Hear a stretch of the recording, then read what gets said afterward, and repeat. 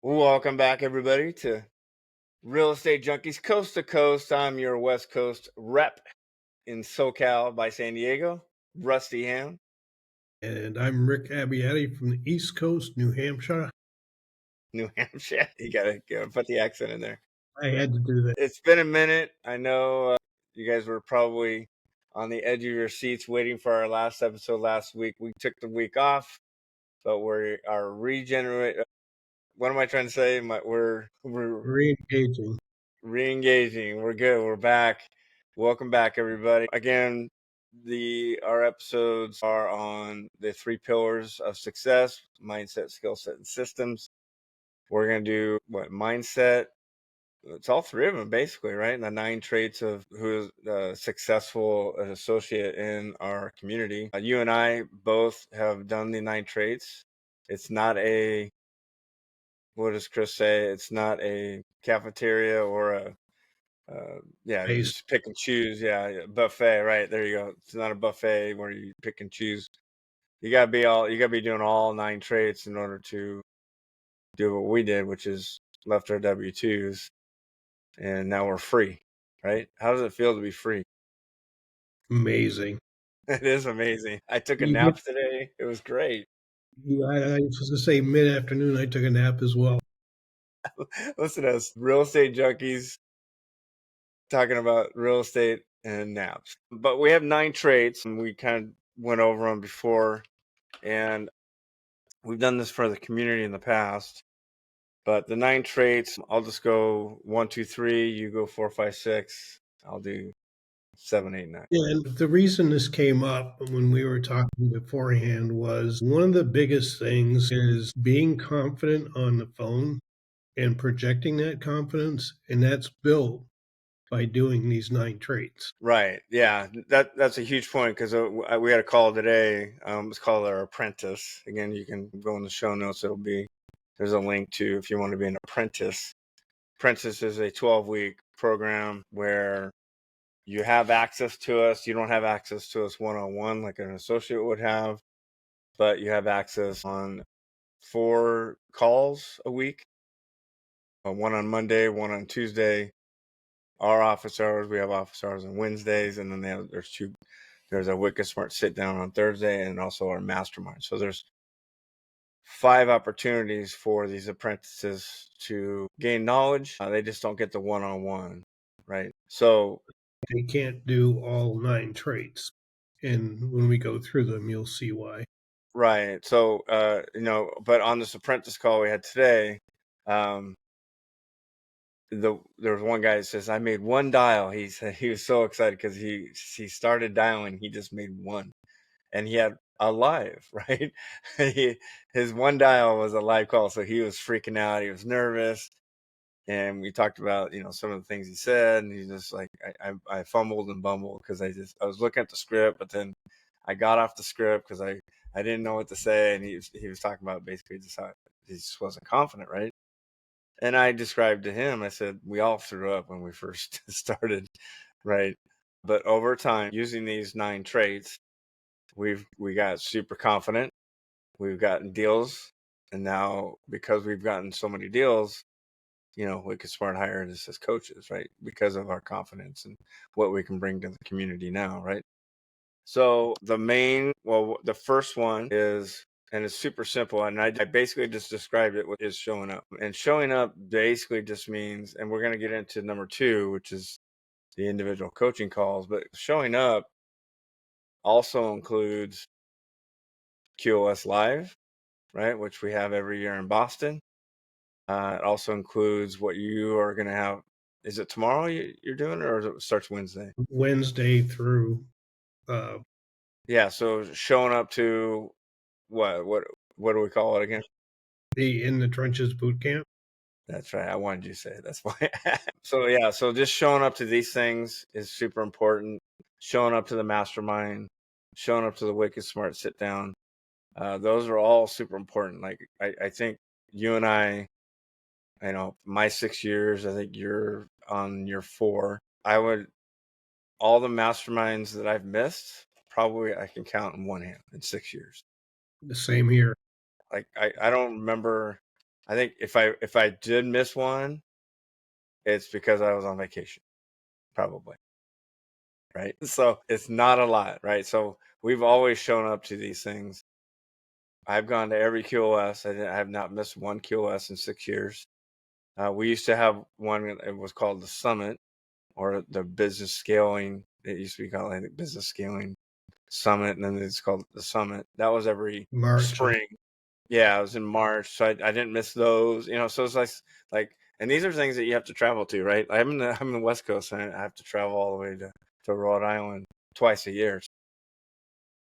You and I didn't miss, right? So that's number one. Number two is the coaching calls, which we kind of alluded to, but more specifically is we have associates that have bought into the coaching program, and we meet once a week in a small group, 3, 4, 5, maybe 6, weekly, and we go through mindset, skill set, and systems. We go through all those 3 pillars on a weekly basis. They bring deals, we talk about the deals. They bring calls, we talk about the calls and the objections and how to handle objections, all that kind of stuff. Number 3, Yep. And go Rusty, ahead. I'll just throw a little piece in there as far as the coaching calls. You have some people, and it kind of ties into show up. When you're in college or you're going through school, you show up at class. You don't just skip classes. Well, some people do, but it's so important because in showing up on time, if you're showing up to a coaching call 45 minutes late, 10 minutes before it gets over with, you're not going to get anything out of it. And you're taking other people's time, and you need to get value out of it. And it's that you could be missing out on the nuggets that can really help your business take off. Right, and I'm glad you brought that up because we call them oxygen thieves, right? They come on and they talk about stuff that is not important, right? We want to be efficient when we're on these coaching calls. If you have a question, and we usually say bring 2 or 3, and if you don't have one, and then all of a sudden you go off topic and you're talking about your CRM, which yes, it's part of systems, but we have other avenues to talk about CRMs. We want to get you guys deals and bring those objections that you got from sellers to these calls so that we can help you, right? Speaking of helping you, another way we can help you is call critiques, meaning you're recording these calls from these sellers and then you're sending them into your coach. We listen to it, we critique it within Slack, so it's a private channel, doesn't go out to the public. And then you use ACA, right? And ACA is you take action, which is you make that phone call, you get critiqued, which I just talked about. You send in your call, you get critiqued, you make adjustments based on the critique, and then you take action by making that next phone call and using those adjustments, right? Yep, and that's when, we comes back to being confident on the phone with sellers, which is what'll get you deals. It's getting those critiques, and that is actually your biggest growth because that it happens the fastest. Between that, we also have live seller calls, which is calls, even recently recorded ones that we've done with sellers. And I know when I started off, I was immersed in what we call live seller calls module in the Wicked Smart Academy. And that's Chris and Zach and coaches making calls. And I listened to it so much that I knew when a seller said something, I knew how Chris was going to reply. When you start coming across like that, that's where confidence comes in, and that's what gets you deals. Yeah, we talk about it all the time too, that confidence is huge. You come across confident, even if you don't know the script or you said it wrong. But if you come off confident, they don't know because they don't know the script. They don't know what you're going to ask them next. So another thing, gaining confidence through these call critiques, you're going to make mistakes. You're supposed to make mistakes. We want you to make mistakes so that we can correct you and so that you can get more confident, as we talked about. Yeah, when we have people submitting calls for critique, sometimes, and I used to just do the same thing. Oh, that wasn't a good call. I don't want to submit that for Right. critique. Those are not, yes, you submit those because we want to hear those, but the ones that you totally throw up all over yourself, We want to hear that because those are the ones we can make adjustments to.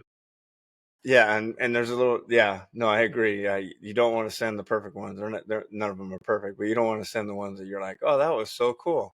Because even if you send those, we're gonna tear it apart. To be honest with you. And then I have a story of an associate who's frustrated. He started 2 or 3 months ago. He was hot off the press. He was making dials. He was sending in almost too many calls a week. We couldn't catch up. And now, because he hasn't gotten a deal in like 3 months, he's getting frustrated and he's not sending in the calls anymore. And then now he's complaining that he's not getting any deals. And it's like, well, again, this is not a buffet. You can't be picking and choosing. Okay, I'm gonna go to the coach's call, but then I'm gonna, I'm not gonna do this. Or I'm not gonna send in my calls. If you don't send in your calls, you're not gonna get better. You're not gonna get confident, and you're not gonna get a deal. So you got to send in those calls. Number 4 is leveraging your coaches. So we talk about it all the time. We ask the associates, if you want to get a deal, get us involved. Either on a 3-way call with the seller. So let's say hypothetically the first call goes fairly well for you, and they're open to the idea, then you got to get us on the follow-up call, a 3-way, right? Yep, and that's easy to do because when the seller asks a question, and the great way to respond is, "That's a great question, Mr. or Mrs. Seller. I'll tell you what, I'm going to be meeting with my partner either today or tomorrow morning. Why don't I get them on a 3-way call, and we can all be on the same page." Yeah. Yeah, huge. And then the second part to get us involved is when you're on an appointment. So when you're at the appointment, this is how I got my first deal. Mike McCready was my coach. I went to the house, took pictures, walked around, took some notes, sat down on the kitchen table, opened my phone out. Mike called in. I put it on speaker and I shut up. And I Mhm. just sat there. I just sat there and listened to Mike talk to the sellers over the phone as I was at the appointment. And I ended up getting my first deal. So leverage this that way. When you go on an appointment, don't try to do it on your own, especially in the very beginning. Get us involved. Have us call in. In fact, the other day, Wendy did the same thing. Wendy's been around for 3 years, but she went on an appointment. I call in, and the seller had a couple of questions. I answered them real quick. Boom, boom. And the guy goes, "Okay, thank you. That's all I needed." She might get a deal out of it. So which is really cool. Yeah, and we can usually tell if we look at, and we mentioned it many times, your KPIs, your metrics. If you're making dials, you're getting leads, you're not getting appointments. That's where, if you're leveraging your coach, most of the times you can end up with an appointment out of that call with a lead. So that's a good way to get your appointments up. Same with getting deals from the appointment, as Rusty said, leverage us and we'll help you do that. And we can tell by your KPIs, your conversion rates, what the issue is. A great segue. That's what we're going to be talking about right now is KPIs. But and we've talked about before what happens in the trenches boot camp, right? Is we make calls for associates or apprentices, right? It's people that may not even be an associate yet, but we make calls for them anyway. And we usually set up appointment, and we're probably averaging, I would say, 3 to 4 appointments every time there's in the trenches boot camp, right?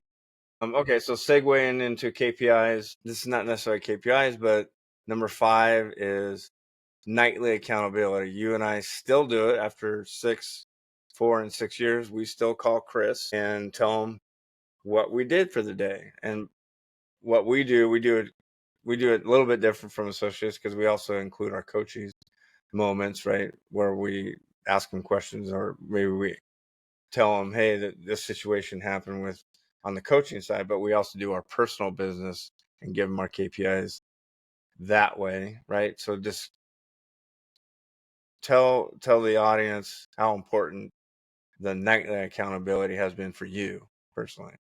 The nightly accountability changed everything for me. I can remember when I left my W 2 and about a couple days into it, actually, I think it was a week. Chris gave me a week, but I left a message and I said, "Chris, I made 28 dials today, 28 calls." And then I gave the rest of my accountability. And all he said was, first thing in the morning, bright and early, Rick, huge red flag. Why you're full time in real estate now? Did you only make 28 dials? I only did that once. Exactly. Yeah, you didn't do it again. Yeah, That's because we're accountability. full time. Full time means you have probably 3 or 4 hours in the day where you could theoretically just sit down and dial, right? In So between naps. in between that, exactly. Darn, what a huge problem we have, right? We got to make dials in between our naps. The other thing is with the nightly accountability, we do a voice text, which is key because we can tell by listening your mindset.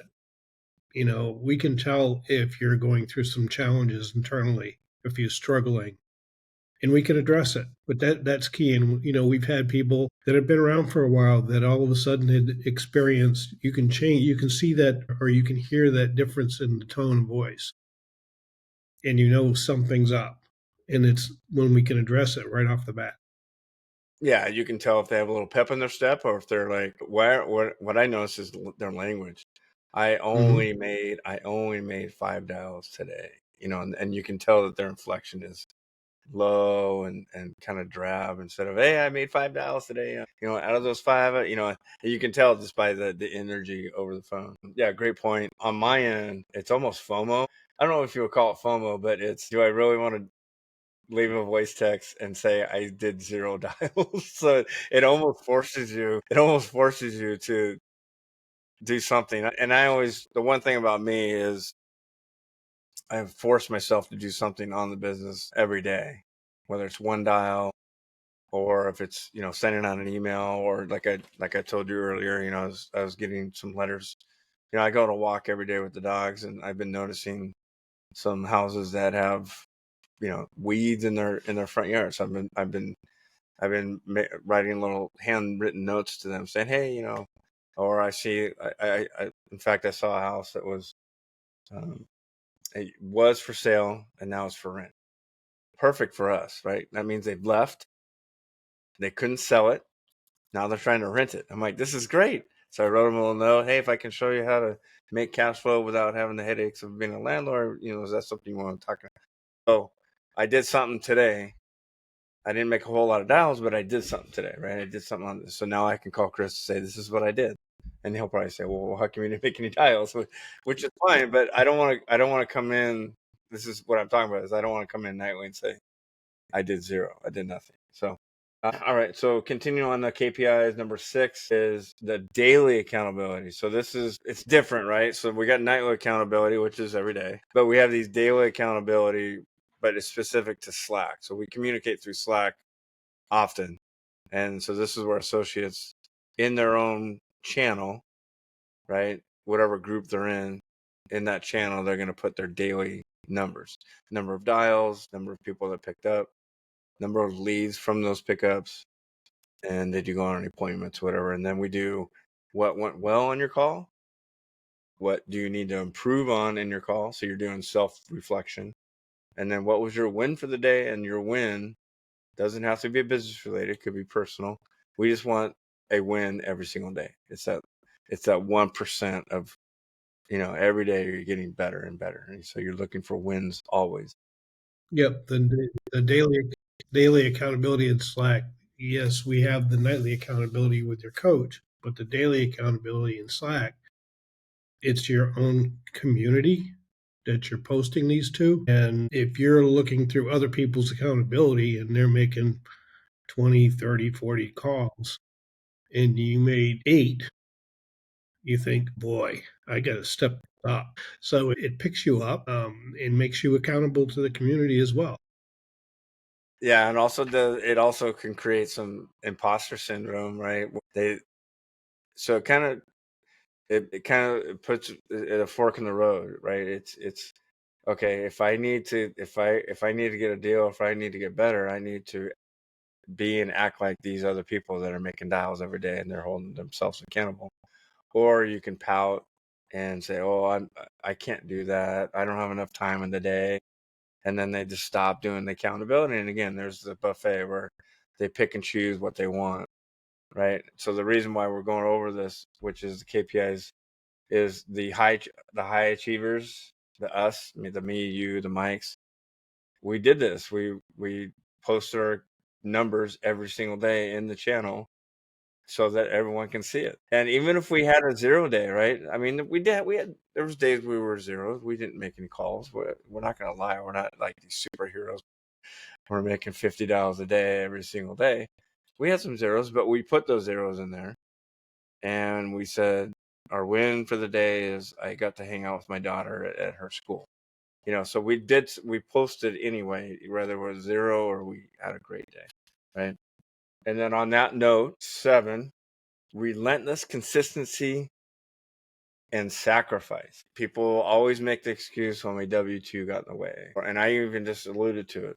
Consistency. I do something on the business every single day, whether it's one dial, one letter, or if it's getting on and doing all my follow-up calls or any initials, right? So I'm doing something every day, including the weekends. I'm not leaving weekends out either. I do stuff on the weekends as well, appointments or whatever. And then having the discipline to do that every day. We're not, now, do I take some days off from vacation? Of course.